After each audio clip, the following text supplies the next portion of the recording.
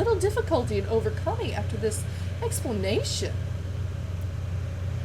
Mr. Darcy, he was leaning against the mantelpiece with eyes fixed on her face like a cougar, seemed to catch her words with no less resentment than surprise.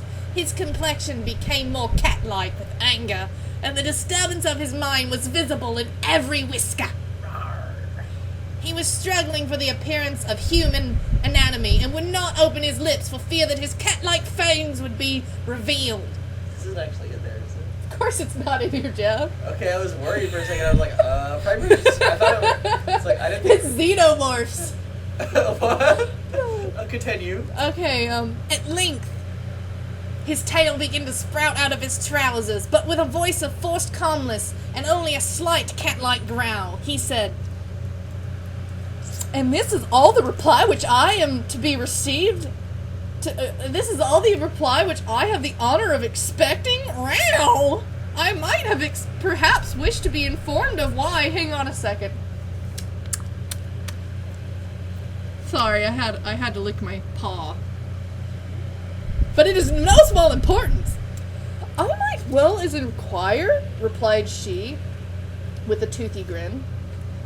Why with such evident design of offending and insulting me, you chose to tell me that you liked me against your will, and your cat-like graces do you no justice, sir.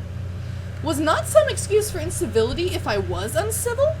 Because I studied the Civil War in college. Perhaps you forever ruined the happiness of my most beloved sister. As she pronounced these words, Mr. Darcy changed in color. He began to sprout fur from his ears, and he crouched down in a predatorial-like stance. He listened with contempt, attempting to decide whether she was prey or predator. I have every reason in the world to think ill of you.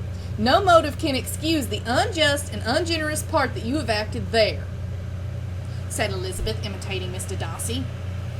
You dare not. You cannot deny that you have been the principal, if not the only means, of dividing this country into cat-like beings and Xenus, of exposing the censure of the world for caprice and instability. In other words, I, sir, put it to you that you are the reason for the Death Star. She paused and saw him crouch closer to her, his fangs revealed, as Mr. Darcy jumped for the kill. This is an exciting book! This is the most exciting reading of Prejudice ever!